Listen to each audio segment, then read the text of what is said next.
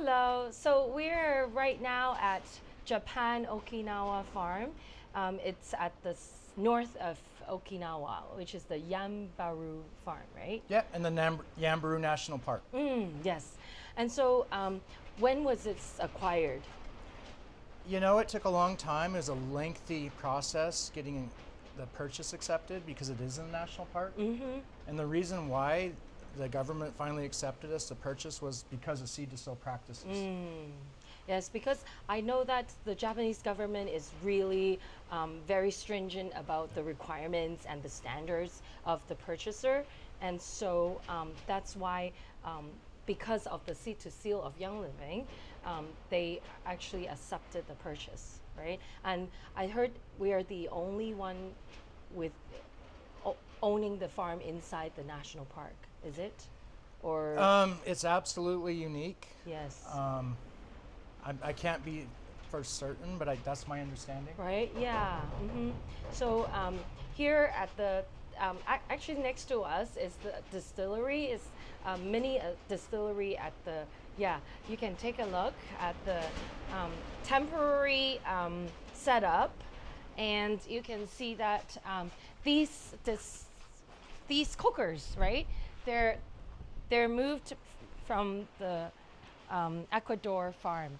It used to distill ylang ylang, right? So these are the harvested shell ginger. These are the leaves, and they also harvest shell ginger flowers, but these are shell ginger leaves. Okay, so you have some surprise for us, right?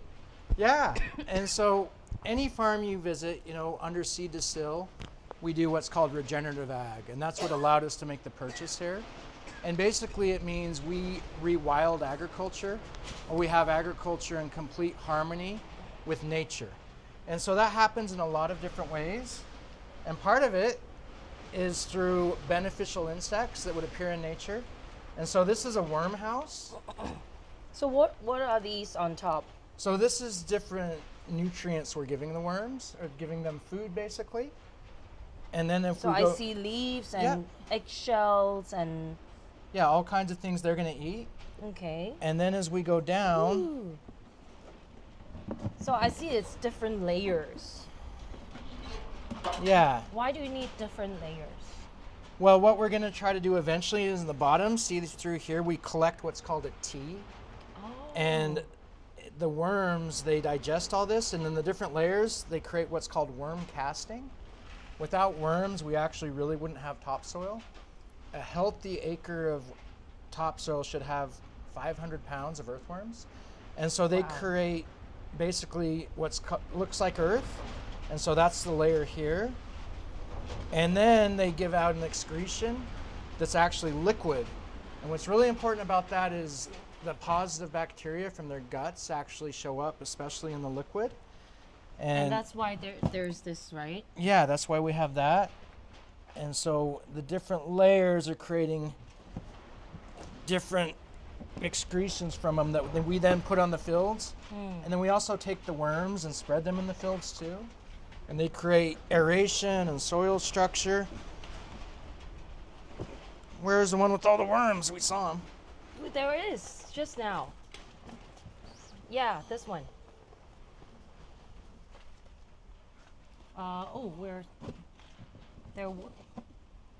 There were worms just now. Maybe we scared them. Yeah. Yeah, the worms were all on the surface and they hid back down. Yeah. And so this is one example of how we create a living soil. I like to say you wouldn't have living oils without living soils. And you know, it's really similar to the biome we have in our own guts and our GI tract.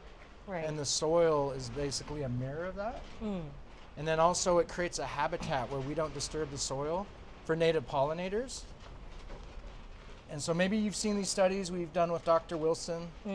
And basically what it's proved, whether it's in France or Ecuador, Utah, Idaho, that our farms provide the same habitat for these endangered pollinators as the neighboring wilderness. And so a lot of these, if you knew or not, 80% of them actually live in the ground. They don't live in hives like we think of bees. Yeah. And when you disc-until the soil, you destroy their habitat. And so, you know, our farms are in harmony with nature, their habitat for wildlife. We have wildlife corridors, but even the soil is so important for the microbiome and for all these endangered species. So can you tell us more about what the importance of having different bees? Yeah, and so when you think of bees, domestic honeybees, they're generally from Italy. And a lot of these are specialized. So the piece of their anatomy that does the pollination is called the proboscis. And maybe you've seen footage of some of the moths and different ones that it goes really long. And some of them are specialized to only pollinate in maybe one flower. And so it's not enough just to have domestic bees. You have to have specialized pollinators for certain species of flowers. That's why bees are so important. And you were saying that by buying our oils, we're actually helping the regenerative something? Yeah, and so that's when you think about purchasing the oil, I mean, your purchase has power in funding habitat for native pollinators, creating a living soil that actually purifies the atmosphere, purifies water, or reforestation. You know, our reforestation projects around the world, the oil is actually what funds global reforestation. Yeah, and that's also part of Seed to Seal. It is Seed to Seal. Yeah. I mean, that was Gary's vision for Seed to Seal, is having agriculture in harmony with nature, having the message from nature, from the oils, touch all of our lives, and then we would in turn be nature's greatest partner. Thank you. Thank you for you. everything you're doing. Thank